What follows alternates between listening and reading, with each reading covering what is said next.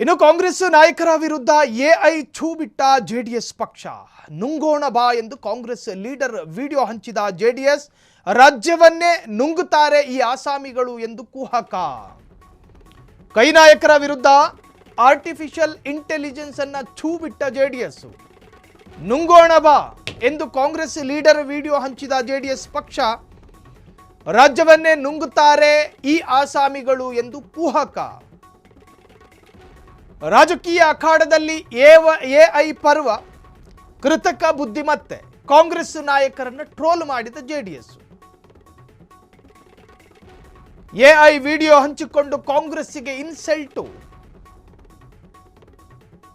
ಕಾಂಗ್ರೆಸ್ ನಾಯಕರ ಕಾಲೆಳೆದ ಜೆಡಿಎಸ್. ಸಿದ್ದರಾಮಯ್ಯ, ಡಿಕೆಶಿ, ಪ್ರದೀಪ್ ಈಶ್ವರ್ನ ಟ್ರೋಲ್ ಮಾಡಿದ ವಿಡಿಯೋ ವೈರಲ್ ಆಗಿದೆ. ಏನಿದು ವೈರಲ್ ಸೋಷಿಯಲ್ ಮೀಡಿಯಾದ ಎಐ ಟ್ರೆಂಡು ನೋಡಿ. ಹಿಂದೆಲ್ಲ ರಾಜಕಾರಣಿಗಳು ಪರಸ್ಪರ ದೋಷಾರೋಪಗಳನ್ನು ಹೆಂಗೆ ಮಾಡ್ತಾ ಇದ್ರು.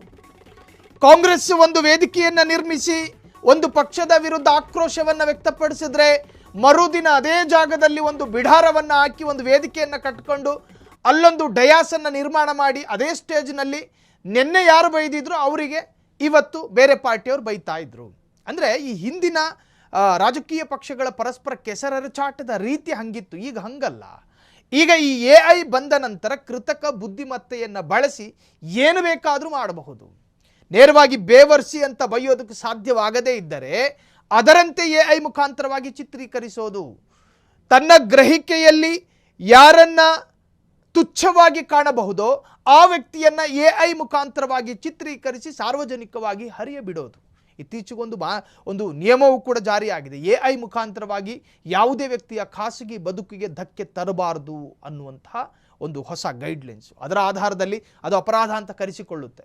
ಒಂದು ವೇಳೆ ಈ ವಿಡಿಯೋದ ವಿರುದ್ಧ, ಈ ವಿಡಿಯೋದಲ್ಲಿ ಒಳಗಾಗಿರ್ತಕ್ಕಂತಹ ಸಂತ್ರಸ್ತ ವ್ಯಕ್ತಿ ಏನಾದರೂ ಕಾನೂನು ಮೊರೆ ಹೋದರೆ ಈ ವಿಡಿಯೋ ಹಂಚಿಕೊಂಡವರ ವಿರುದ್ಧ ಕ್ರಮಗಳಾಗ್ತವೆ. ಈಗ ರಾಜಕಾರಣಿಗಳು ಈ ತರಹದೊಂದು ಅಸ್ತ್ರಗಳನ್ನು ಪ್ರಯೋಗ ಮಾಡ್ತಾ ಇದ್ದಾರೆ. ಹಿಂದೆಲ್ಲ ಟಾರ್ಗೆಟ್ ಮಾಡಿ ಬಾಣ ಬಿಡಬೇಕು ಅಂದರೆ ಬೇರೆ ಬೇರೆ ತರಹದಲ್ಲಿ ತಯಾರಿ ಮಾಡ್ಕೋಬೇಕಾಗಿತ್ತು. ಹೀಗಂಗಲ್ಲ. ಎಐನಲ್ಲಿ ನೀವು ಏನು ಬೇಕಾದರೂ ಮಾಡಬಹುದು. ಕುಬೇರನನ್ನು ಭಿಕಾರಿ ಮಾಡ್ಬೋದು, ಭಿಕಾರಿಯನ್ನು ಕುಬೇರ ಮಾಡ್ಬೋದು, ಕುದುರೆ ಓಡಿಸೋನ್ನ ಹಾವಿಡಿಯೋನ್ ಥರ ಮಾಡಬಹುದು, ಭಿಕ್ಷುಕನನ್ನು ಡ್ರೈವರ್ ಥರ ಮಾಡಬಹುದು. ನಿಮ್ಮ ಕಲ್ಪನೆಗೆ ಏನು ಬರುತ್ತೋ ಅದನ್ನು ಎಐ ಮುಖಾಂತರವಾಗಿ ಸಾಧಿಸಿ ತೋರಿಸಬಹುದು. ಇದು ಎಐನ ಸ್ಪೆಷಾಲಿಟಿ. ಜೊತೆಗೆ ಎಲ್ಲ ರಾಜಕೀಯ ಪಕ್ಷಗಳು ಕೂಡ ಎಐ ಎನ್ನುವಂತಹ ಒಂದು ಸೂತ್ರದ ಸದುಪಯೋಗವನ್ನು ಕೂಡ ಪಡೀತಿದೆ. ಅದರ ಜೊತೆಗೆ ದುರುಪಯೋಗವೂ ಕೂಡ ಆಗ್ತಾ ಇದೆ. ಎಐ ಮುಖಾಂತರವಾಗಿ ತನಗೆ ಇಷ್ಟ ಇಲ್ಲದಂತಹ ನಾಯಕನ ವಿರುದ್ಧ ಕೆಟ್ಟ ರೀತಿಯಲ್ಲಿ ಚಿತ್ರೀಕರಿಸುವಂತಹದ್ದು, ಆತನ ವಿರುದ್ಧ ತಪ್ಪು ಕಲ್ಪನೆ ಮೂಡೋ ತರಹದ ವೈಭವೀಕರಣ, ಇವೆಲ್ಲವೂ ಕೂಡ ನಡೀತಾ ಇದೆ. ತಮಗಿಷ್ಟ ಇಲ್ಲದೆ ಇರತಕ್ಕಂತಹ ನಟ ನಟಿಯರನ್ನು ಅಸಹ್ಯವಾಗಿ ಚಿತ್ರೀಕರಿಸೋದು, ಹೆಣ್ಣು ಮಕ್ಕಳನ್ನು ಅಶ್ಲೀಲವಾಗಿ ತೋರಿಸುವಂತಹ ಪ್ರಯತ್ನ, ನಗ್ನ ರೀತಿಯಲ್ಲಿ, ಜೊತೆಗೆ ಅದನ್ನು ನೋಡಿ ಜನ ಅಪಹಾಸ್ಯಕ್ಕೊಳಗಾಗಬೇಕು ಅನ್ನೋ ಕಾರಣಕ್ಕೆ ಎಐ ವಿಡಿಯೋಗಳನ್ನು ಮಾಡಿಬಿಡೋರು ಕೂಡ ಇದ್ದಾರೆ. ಇವತ್ತು ಜೆಡಿಎಸ್ ಮಾಡಿದ್ದು ಕೂಡ ಅದನ್ನೇ. ಪ್ರದೀಪ್ ಈಶ್ವರ್ನಂತಹ ರಾಜಕಾರಣಿಯನ್ನು ಒಂದು ಯುವಕನ ಪಾತ್ರವನ್ನು ಕೊಟ್ಟು ಆ ಯುವಕನ ಅಂದರೆ ಪ್ರದೀಪ್ ಈಶ್ವರ್ ಜೊತೆಗೆ ಯಾರೋ ಒಂದು ಪ್ರಶ್ನೆ ಮಾಡುವಂತೆ ಆ ಪ್ರಶ್ನೆಗೆ ಅಸಂಬದ್ಧವಾಗಿ ಉತ್ತರ ಕೊಡೋ ತರಹದ ಒಂದು ಎಐ ವಿಡಿಯೋ. ಅದರಲ್ಲಿ ಕೇವಲ ಪ್ರದೀಪ್ ಈಶ್ವರ್ ಮಾತ್ರ ಅನ್ಕೋಬೇಡಿ. ರಾಜ್ಯದ ಮುಖ್ಯಮಂತ್ರಿ ಸಿದ್ದರಾಮಯ್ಯನವರು ಇದ್ದಾರೆ, ಇನ್ನು ಉಪಮುಖ್ಯಮಂತ್ರಿ ಡಿ ಕೆ ಶಿವಕುಮಾರ್ ಕೂಡ ಆ ಅಪಹಾಸ್ಯಕ್ಕೊಳಗಾಗಿರ್ತಕ್ಕಂತಹ ವಿಡಿಯೋದಲ್ಲಿದ್ದಾರೆ. ಇವೆಲ್ಲವೂ ಕೂಡ ಎಐ ಮ್ಯಾಜಿಕ್ಕು. ರಾಜಕೀಯ ಅಖಾಡದಲ್ಲಿ ಎಐ ಪರ್ವ, ಕಾಂಗ್ರೆಸ್ ನಾಯಕರನ್ನ ಟ್ರೋಲ್ ಮಾಡಿದ ಜೆಡಿಎಸ್. ಎಐ ವಿಡಿಯೋ ಹಂಚಿಕೊಂಡು ಕಾಂಗ್ರೆಸ್ಸಿಗೆ ಇನ್ಸಲ್ಟ್, ಕಾಂಗ್ರೆಸ್ ನಾಯಕರ ಕಾಲೆಳೆದ ಜೆಡಿಎಸ್. ಸಿದ್ದರಾಮಯ್ಯ, ಡಿಕೆಶಿ, ಪ್ರದೀಪ್ ಈಶ್ವರ್ನ ಟ್ರೋಲ್ ವಿಡಿಯೋ ವೈರಲ್ ಆಗಿದೆ.